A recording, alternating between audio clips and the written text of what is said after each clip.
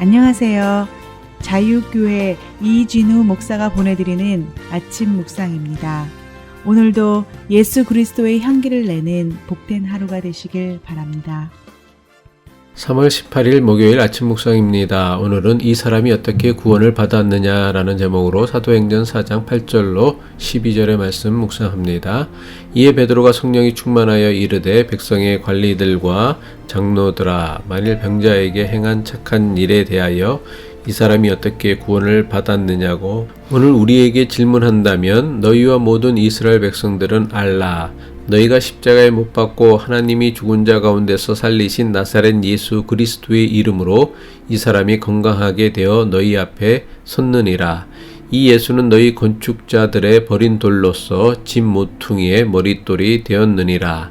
다른 이로서는 구원을 받을 수 없나니 천하 사람 중에 구원을 받을 만한 다른 이름을 우리에게 주신 일이 없음이라 하였더라. 사순절 26번째 날입니다. 주님의 십자가 고난의 길에 동참하는 존귀한 하루가 되시길 바라며 아침 묵상 시작합니다. 예루살렘 성전 솔로몬 행각에서 베드로와 요한이 이스라엘 사람들에게 설교하고 있을 때에 제사장들과 성전 맡은 자와 사두개인들이 들이닥쳐서는 저들을 감옥에 가두었습니다. 다음날 베드로와 요한을 신문하고 재판하기 위해 관리들과 장로들과 서기관들이 급하게 예루살렘에 모였습니다. 심지어 당시 대제사장이었던 안나스와 가야바뿐만 아니라 대제사장의 문중이 모두 모였습니다. 이것은 이스라엘의 종교 지도자들이 베드로와 요한이 예수의 부활에 대해 설교한 것을 얼마나 심각하고 대단한 문제로 여겼는지를 너무나 잘 보여주고 있는 모습입니다. 예루살렘에 모인 유대교 종교 지도자들은 베드로와 요한에게 도대체 너희가 무슨 권세와 누구의 이름으로 이 일을 행하였느냐고 물었습니다. 사도행전 4장 7절이죠. 사도들을 가운데 세우고 묻되 너희가 무슨 권세와 누구의 이름으로 이 일을 행하였느냐. 하나님의 능력과 성전의 권위는 오직 자신들에게만 속한 권세이며 권한이기에 함부로 이런 일을 해서는 안 된다는 것입니다. 유대교 종교 지도자들이 총동원하여 예수님을 십자가에 못 박았을 때와 같이 베드로와 요한을 신문하였습니다. 저들의 심기에 어긋나는 대답이라도 했다간 당장이라도 큰 처벌을 받을 수 있는 매우 심각한 상황이었습니다. 하지만 유대교 종교 지도자들의 엄포에 베드로는 조금도 주눅들거나 두려워하지 않았습니다. 베드로는 예수님께서 대제사장 집에 잡혀 신문 받을 때에 대제사장의 여종 앞에서 3번이나 예수님을 모른다고 부인했던 비겁한 제자였습니다. 그랬던 베드로가 이젠 살기 등등한 유대교 최고 권력자들이 모두 모인 앞에서도 주눅들거나 두려움에 사로잡히지 않았습니다. 오히려 하나님의 놀라운 역사를 목격하였으면서도 오로지 자신들의 기득권만을 지키려는 종교 지도자들의 탐욕을 책망하며 담대하게 말했습니다. 불과 얼마 전까지만 해도 겁쟁이였던 베드로가 어떻게 이렇게 담대하고 용감해질 수 있었습니까? 여기에 대해 사도행전은 베드로가 성령이 충만하였기 때문이라고 설명하고 있습니다. 사도행전 4장 8절이죠. 이에 베드로가 성령이 충만하여 이르되 백성들의 관리들과 장로들아. 만약 베드로가 종교 지도자들의 위세에 눌려 두려움에 사로잡혔다면 어떻게 했을까요? 아마도 예전처럼 예수 그리스도의 부활을 부인하는 겁쟁이가 되고 말았을 것입니다. 하지만 지금 베드로는 성령이 충만했습니다. 성령으로 충만한 베드로는 탐욕에 사로잡힌 유대교 종교 지도자들을 두려워하지 않게 된 것입니다.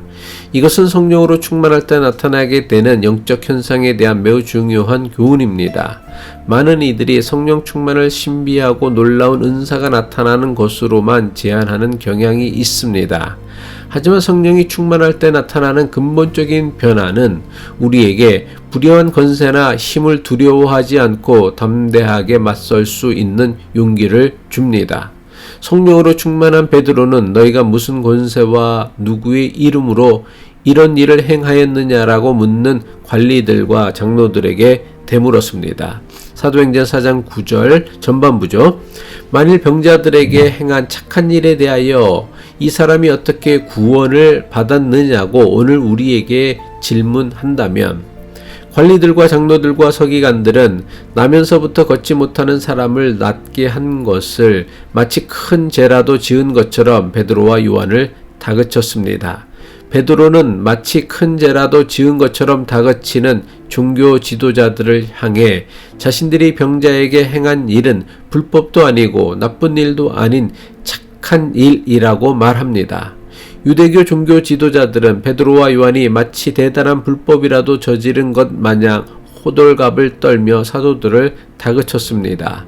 하지만 베드로와 요한이 했던 일은 저들이 죽일 듯이 달려들어야 하는 불법을 저지른 것도 나쁜 일을 행한 것도 아니었습니다. 베드로는 무슨 권세와 누구의 이름으로 이런 일을 했냐며 다그치는 자들에게 자신들이 행한 일은 추궁을 받아야 하는 잘못된 일이 아니라 칭찬받아 마땅한 선한 일이라는 것을 분명히 밝힌 것입니다. 탐욕에 사로잡힌 사람들이 옳고 그름을 구별하는 기준은 오로지 자신에게 이익이 되느냐 손해가 되느냐에 달려 있음을 보게 됩니다. 종교 기득권을 지키는 일에만 전념했던 종교 지도자들에게 옳은 일이란 자신들의 기득권을 지키는 것이며 나쁜 일이란 자신들의 기득권과 권위에 도전하는 것입니다.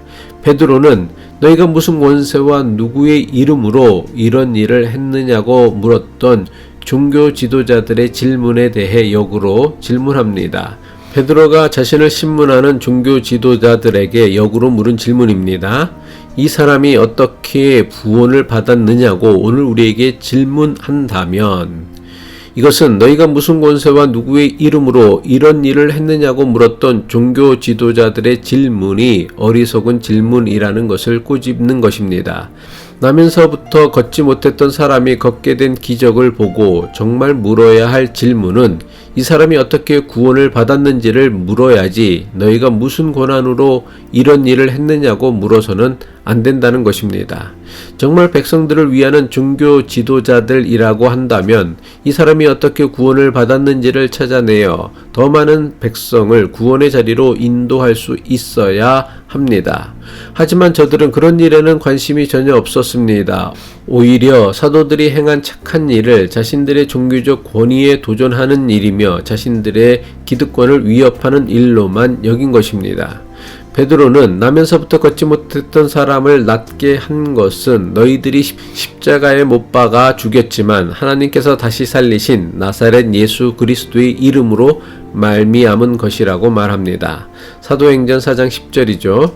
너희와 모든 이스라엘 백성들은 알라 너희가 십자가에 못 박고 하나님이 죽은 자 가운데서 살리신 나사렛 예수 그리스도의 이름으로 이 사람이 건강하게 되어 너희 앞에 섰느니라. 베드로의 담대한 메시지는 자신을 신문하고 재판하는 종교 지도자들에게만 향한 것이 아니었습니다. 재판을 구경하기 위해 모인 모든 이스라엘 백성들에게도 향한 것이었습니다. 베드로는 하나님과 성전을 이용해 자신들의 탐욕만을 채우고 있는 타락한 종교 지도자들과 저들의 선동에 휘둘려서는 예수님을 십자가에 못 박는 일에 동참했던 이스라엘 백성들에게 분명하게 선포합니다. 너희가 십자가에 못 박아 죽인 예수, 그러나 하나님께서 다시 살리신 그 예수의 이름으로 낫게 했다고 선포합니다. 나면서부터 걷지 못한 사람을 걷고 뛰게 하고 평생 구걸만 하던 인생을 하나님을 찬송하는 인생으로 바뀌게 한 것은 예수 그리스도의 권능이었음을 선포한 것입니다.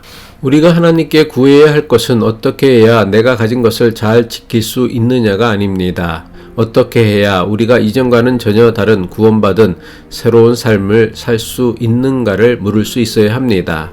우리를 이전과는 전혀 다른 구원받은 새로운 삶을 살게 하는 능력은 오직 하나님께서 우리에게 보내신 예수 그리스도에게 있음을 발견하고 깨닫고 누릴 수 있기를 바랍니다.